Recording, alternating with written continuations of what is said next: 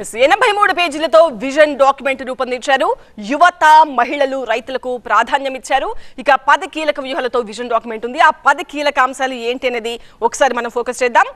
First one, 3 జోన్లుగా Telangana, CURE, PURE, RARE ఇలా 3 జోన్లుగా విభజించి డెవలప్మెంట్ చేయబోతున్నారు. 2 తాత్కాలిక విధానం నుంచి స్థిరమైన విధానం. 3 గేమ్ చేంజర్ ప్రాజెక్ట్స్. 4 పరిపాలనలో ప్రతిభ. 5 నాలెడ్జ్ హబ్. 6 సమ్మిళిత సుస్థిర సంక్షేమం. 7 అభివృద్ధికి వనరులు. 8 పర్యావరణం సుస్థిరత. 9 సంస్కృతి. 10 అంతా ప్రజల కోసమే.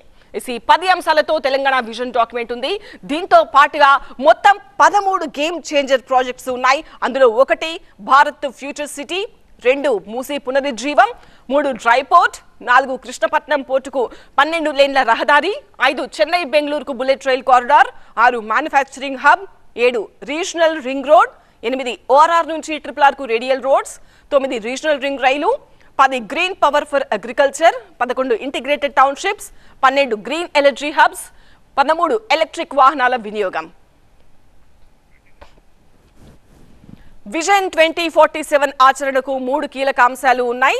అందులో 1 టెక్నాలజీ అండ్ ఇన్నోవేషన్, 2 సమర్థవంతమైన ఆర్థిక విధానం, 3 డిజిటల్ గవర్నెన్స్. సుపరిపాలనలో 4 ప్రధాన అంశాలు ఉన్నాయి. అందులో 1 టెక్నాలజీ, 2 డిజిటల్ గవర్నమెంట్, 3 ఈ ఫైబర్, 4 స్పీడ్. ఇక మహిళలు, యువత, రైతులు లక్ష్యంగా సమ్మిళిత వృద్ధి, సంక్షేమం, ఆరోగ్యం, విద్య, నైపుణ్యం, జీవన ప్రమాణాలు, ఆర్థిక సుస్థిరత పైన ఫోకస్ చేయబోతున్నారు. తెలంగాణ రైజింగ్ 2047కి $3 ట్రిలియన్ ఎకానమీగా అవతరించాలని, ఈనాడు దేశ జనాభాలో మనం 2.9% ఉంటే మనం 5% ఎకానమీని, జీడిపిని కంట్రిబ్యూట్ చేస్తున్నాం. సో ఈనాడు మన ప్రణాళికల వల్ల, మన విజన్ డాక్యుమెంట్ వల్ల, మన భవిష్యత్ అభివృద్ధి కార్యక్రమాల వల్ల $3 ట్రిలియన్ ఎకానమీ 10% ఆఫ్ జీడిపిగా అవతరించాలని ఒక లక్ష్యంగా పెట్టుకొని మనం ముందుకు వెళ్తున్నాం. Today my government has decided to take up this education and irrigation and communication. Communication in technology, communication in digital, communication in roads, communication in ports, communication in airports. We wanted to meet, we wanted to develop our infrastructure to connect as well world. We wanted to invite them to invest in my country. I'm going to take role model from China, Japan, Germany, South Korea and Singapore. At the same time, they are my role models and I'm going to compete with them. With their inspiration, I'm going to develop my state. I'm going to take up my welfare and development.